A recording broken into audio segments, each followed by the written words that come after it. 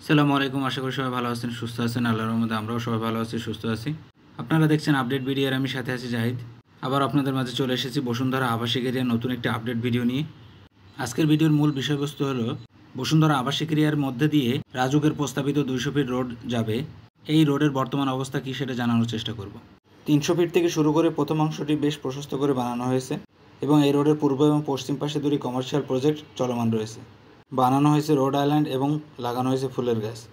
এটি একটি চৌমোহনী, একটি চত্বর বানানো হয়েছে। চৌমোহনী থেকে দক্ষিণ দিকে যেতে রাস্তাটি 60 ফিট প্রশস্তের বানানো হয়েছে রোড আইল্যান্ড এবং লাগানো হয়েছে প্রজাপতি ল্যাম্পপোস্ট এবং রাস্তার দুই পাশে ড্রেনেজ কাজ সম্পন্ন করানো হয়েছে। রাস্তাটি বানানো হয়েছে বসুন্ধরার মাস্টার প্ল্যান অনুযায়ী। তাদের মাস্টার প্ল্যানে 60 ফিট প্রশস্তের রোড রয়েছে এখানে। এই রোডটি বানানো হবে 200 ফিট প্রশস্তের একটি রাস্তা।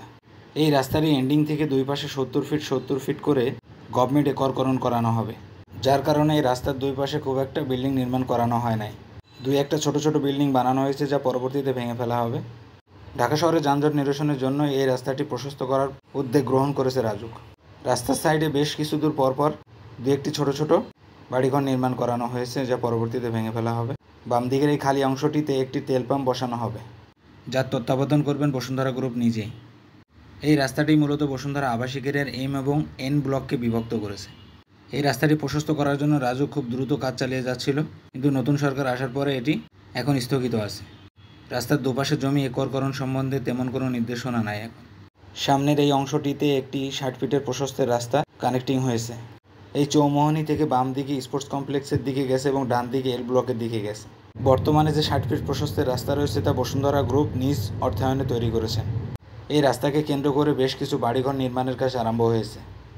এই রাস্তাটি শুধু বসুন্ধরার মধ্যেই সীমাবদ্ধ থাকবে না, এটি 300 ফিট রোড ক্রস করে গাজীপুরের দিকে যাবে এবং Madani Avenue 100 fit road cross করে প্রতাপনগর আবাসিক এরিয়ার মধ্যে দিয়ে ক্রস করবে। স্ক্রিনে দেখা যাচ্ছে বাম দিকে বসুন্ধরা গ্রুপের সাইড অফিস এবং ডান দিকে একটি সাব স্টেশন নির্মাণ কাজ চলমান রয়েছে।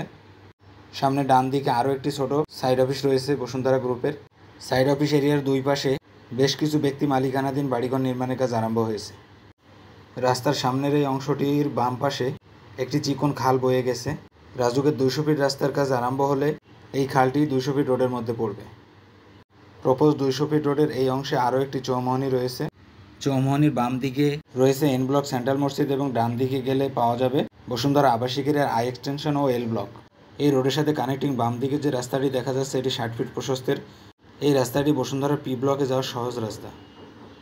রাস্তার বাম পাশে যে প্ল্যান্ট দেখতে পাওয়া যাচ্ছে এটি একটি অ্যাসফল্ট প্ল্যান্ট, যা বসুন্ধরা গ্রুপের নিজস্ব অর্থায়নে নির্মাণ করা হয়েছে এবং বসুন্ধরা আবাসিক এরিয়ার মধ্যে যত রোড ডেভেলপমেন্ট হচ্ছে তার কাঁচামাল এখানেই প্রস্তুত করা হচ্ছে। প্রপোজ 200 ফিট রোডের খালের দুই প্রান্তকে সংযোগ দেওয়ার জন্য এখানে একটি ব্রিজ নির্মাণ করা হচ্ছে। এই ব্রিজটিও নির্মাণ হচ্ছে বসুন্ধরা গ্রুপের নিজস্ব অর্থায়নে।